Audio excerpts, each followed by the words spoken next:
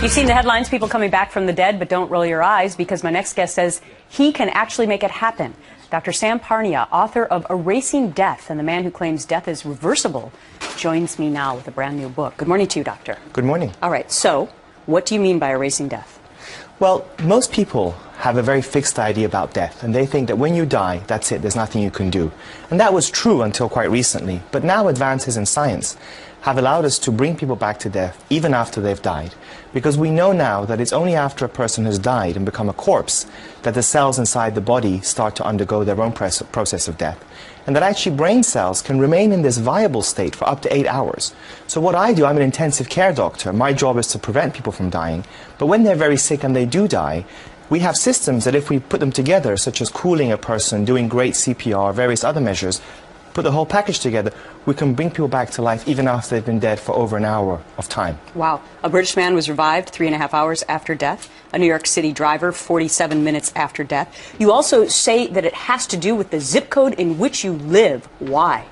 Well, one of the biggest problems that we face is that the advances in resuscitation have been so quick, especially in the last 10 years, that they haven't been implemented all over the country. So a person's chance of survival in the US today depends on where they die, in other words, where their heart stops, which hospital they happen to get taken to, which doctor happens to be there, and which unit in the same hospital they happen to go to. It's complete chance. So there's a 500% difference chance on whether a person comes back to life, and one of the goals is to try to improve that. So you say that tops on the list for all the people who are up bright and early, Seattle. Why? Well, Seattle have been working for many years to put together a great system, and so they have the highest survival in that community. But other places are not doing so well. And that's what we're trying to help. So you talk about cooling the body. How do you do that?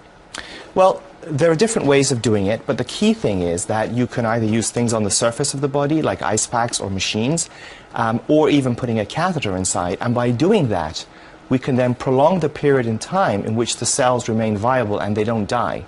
And what's fascinating, of course, is that one, we can bring people back to life, but also we now have people who've been dead for hours of time, and they come back and they can tell us what they experienced. So science is helping to revive people, wow, but also shed light on what happens when we die.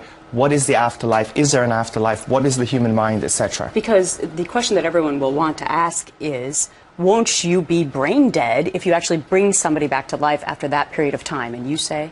Well, it takes a long time for brain cells to become completely dead. They don't function, but they're not completely dead until many hours, and that's why when people come back, they can tell us stories of what they experienced. For example, as you probably, I'm sure, have heard, people describe these very profound experiences where they see bright lights, they see deceased relatives, they sometimes describe a sensation of seeing a being that's full of love and compassion, they go to a beautiful place.